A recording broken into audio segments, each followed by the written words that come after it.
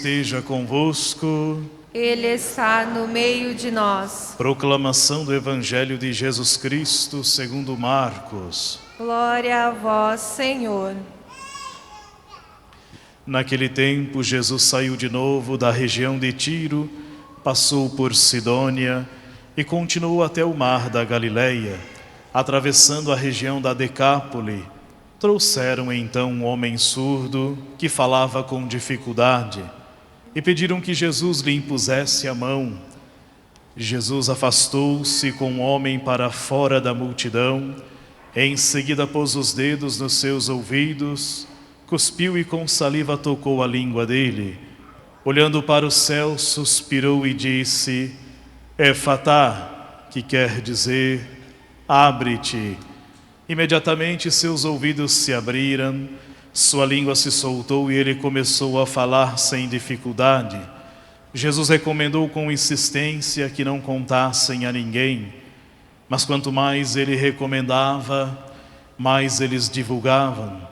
Muito impressionados diziam: Ele tem feito bem todas as coisas, aos surdos faz ouvir e aos mudos falar. Palavra da salvação. Glória a vós, Senhor. Nós podemos nos sentar um momento. Caros irmãos e irmãs, querida comunidade aqui presente, aos irmãos e irmãs que nos acompanham também pela transmissão online, celebramos com a igreja o 23º domingo do tempo comum, nesse início do mês de setembro, mês que somos também convidados a perceber as mudanças climáticas, sobretudo a passagem do inverno para a primavera, esse tempo tão bonito que traz novo alento aos nossos corações, aos sentidos, aonde a gente observa a natureza se recompondo, os brotos surgindo, as folhas novamente voltando, muitas vezes as flores em direção aos frutos. Tudo isso também para o caminho espiritual é muito importante considerar. Por isso a palavra de Deus no mês de setembro e a Igreja do Brasil tem por objetivo fazer esta ênfase neste mês para que a gente esteja realmente com os ouvidos atentos, como discípulos do Senhor, realmente que acolhem esta palavra que traz vida e salvação.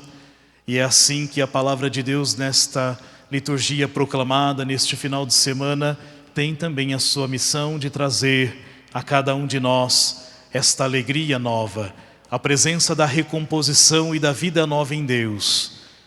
Tanto a primeira leitura como o Evangelho nos falam desta esperança.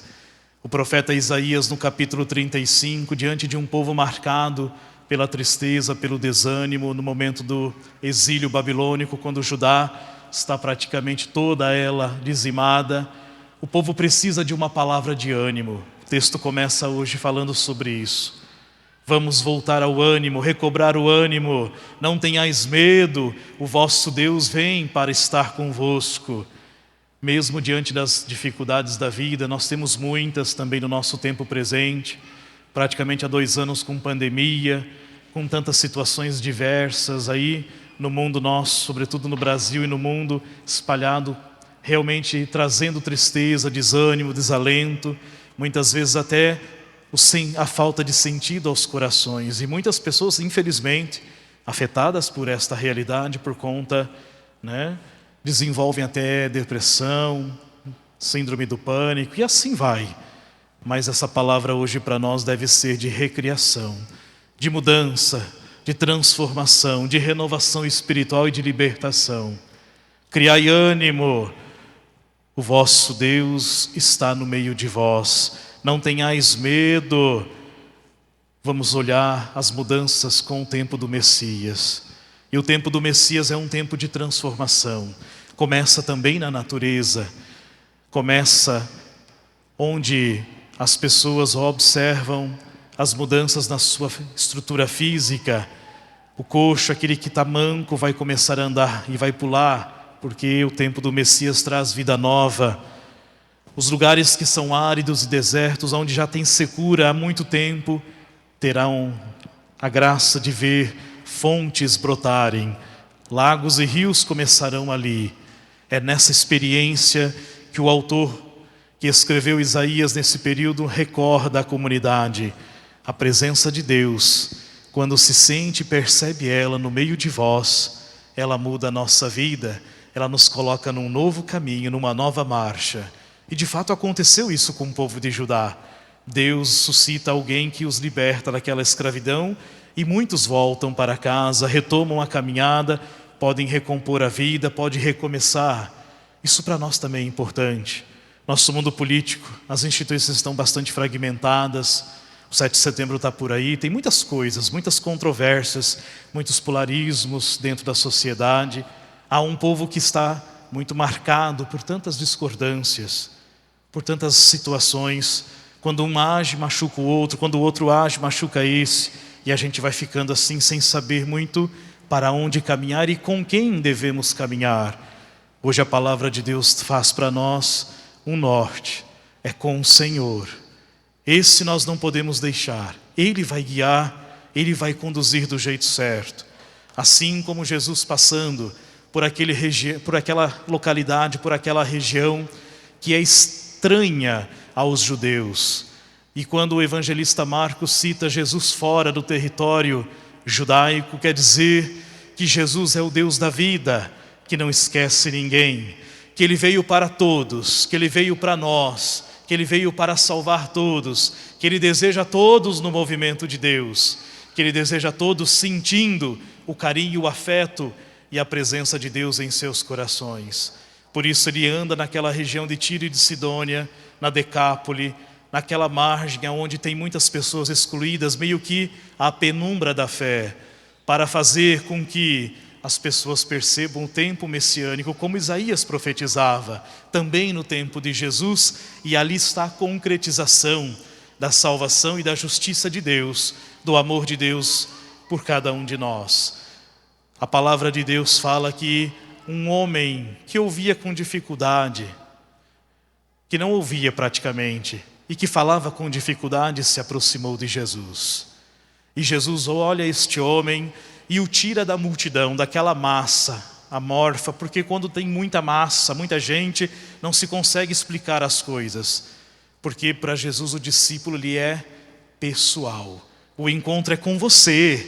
O Senhor fala contigo. O Senhor toca em você, em mim, em nós, mas é pessoal. Porque o encontro com Jesus é pessoal. Discípulos e missionários a partir de Jesus Cristo, dizia o documento de Aparecida, Papa Francisco no Evangelho Gáudio, a alegria do Evangelho para o discípulo missionário, para aquele que se encontrou com Cristo. Não é com um monte de gente ao mesmo tempo, mas é com você. E claro, o Senhor é capaz de fazer com cada um ao mesmo tempo, porque Ele é Deus. Mas é com aquele homem como sinal para dizer que todos também que ainda não ouvem com qualidade, que não falam com qualidade, podem receber o tempo e a esperança de proclamar as maravilhas de Deus na sua vida, na vida da comunidade, na sua família, onde quer que esteja, porque descobriu Deus que o ama.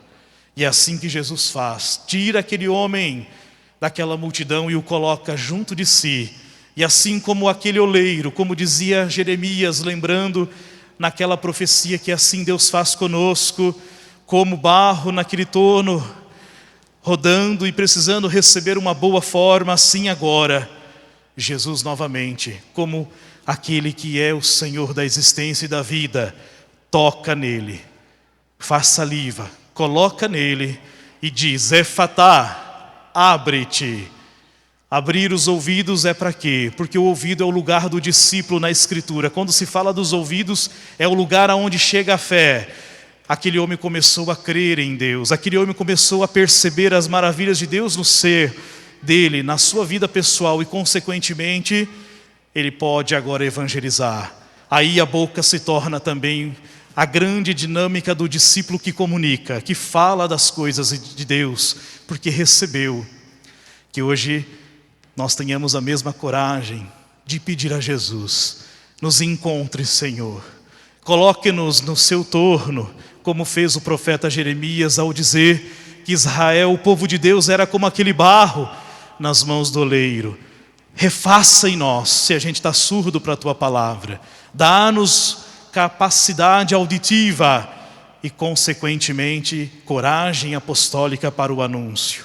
Porque se a gente estiver assim, eu tenho certeza que a nossa vida, e inclusive muitas vidas, receberão a força do Evangelho, a presença de Deus, porque a gente não para, a gente comunica, a gente fala do Senhor. E mais do que falar em linguagem, a gente fala na vida, a gente fala em obras. É o que a segunda leitura da missa de hoje nos propõe, como testemunhas que entenderam o mistério do amor de Deus. Não posso fazer acepção de nenhuma pessoa. Não pode haver entre nós essa ideia de que um é maior do que o outro, um é melhor do que o outro. Não! Entre nós não pode haver isso. Entre os cristãos não pode haver, porque se houver, é um contra-testemunho, diz a carta de Tiago. É preciso conversão, é preciso ajudar-nos o Senhor para que a gente mude isso dentro de nós. Se eu já fiz isso ou se eu ainda faço, eu preciso pedir a conversão. Chega uma pessoa boa de dinheiro, rica, alguém que é muito estudado, ou talvez alguém que é importante na sociedade, não sei, trato de um jeito. Quando me deparo com uma pessoa muito simples, faço de conta que não a vejo, ou se a vejo, coloco ela do canto, do lado. Se eu fiz isso já, tenho que pedir piedade e conversão. E se eu faço, tenho que pedir que o Senhor me mude. Senão não tem sentido ser cristão.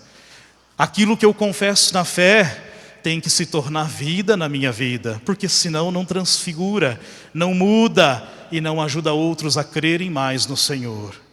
Hoje, meus irmãos, peçamos ao Senhor esta coragem de ouvir com qualidade a palavra, para que a gente coloque na vida, para que a gente mude se necessário e permita que o Senhor trabalhe, que eu esteja nas mãos dEle. É ato de fé. Só o discípulo batizado que entendeu a sua fé, com essa coerência, se coloca nas mãos do Senhor. Tenhamos a coragem de nos dispor à mudança, à reestruturação que o Senhor quer nos propor nesse mês de setembro. Não deixemos passar este mês da Bíblia só com a mensagem da palavra. Ela é linda, está linda aqui, o painel é belíssimo. Mas se eu não ler, se eu não comer, se eu não estudar, mudou alguma coisa em mim? É lindo aos olhos, mas ela precisa onde chegar? No coração. Permitamos que esta palavra, do jeito que ela está bela, que ela possa também embelezar a nossa vida e a nossa alma. Louvado seja nosso Senhor Jesus Cristo.